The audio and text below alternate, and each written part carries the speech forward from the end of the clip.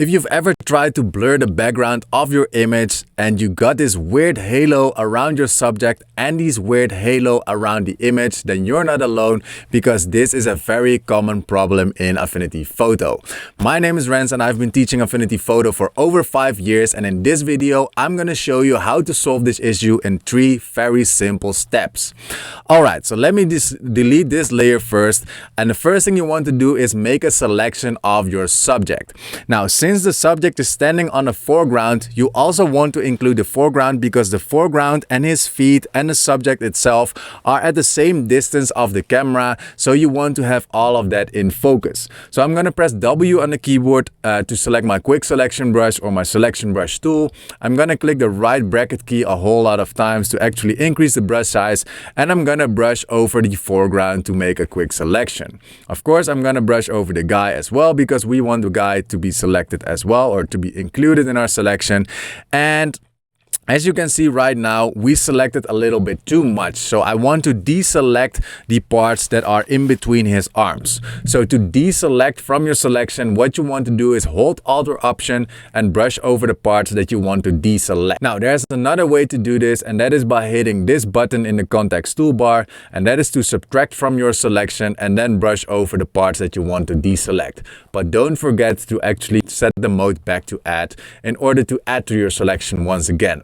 Now, if you want to have a clearer view of your selection, what you can do is enter Quick Mask mode by pressing Q.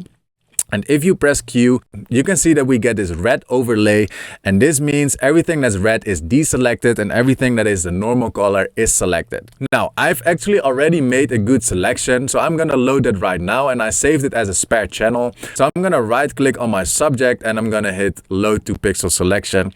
And now you can see if I press Q, I've already got this selection active. Now, the most common issue that beginners make is actually creating the blur layer straight away. So we go to live filters and then we go to Gaussian blur.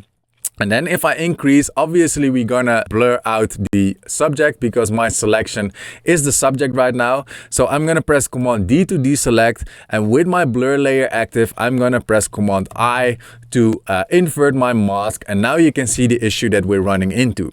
So you can see that we get this weird halo around our subject, and you can see it when I increase and decrease the value, let's say, or the radius. And you can also see that we get these weird transparent edges. Now, these transparent edges are very easy to fix, and that is by clicking this button right here, Preserve Alpha, and once I click that, you can see that Affinity Photo fixes these edges, but we are still left with this weird halo around our subject. Now, let me actually delete this blur layer because we have some steps to do. So I'm gonna reload my pixel selection of my subject. And the first thing that you want to do is put the subject on its own layer. So with my active selection, I'm going to press Command J, and this puts my subject, as you can see, on its own layer. Now, make sure that your layer is a pixel layer. So if it says image, you want to right click first and then hit rasterize, and then with the active selection, press Command J to put it on its own layer, or to duplicate only the selection, let's say. Now, the second step we want to do is remove the subject from the original background. But because I don't want to mess with the original image, what I'm going to do is press Command J on my background layer to actually create a duplicate. So this is going to be original, and this is going to be, let's say, blurred background, and this is going to be subject.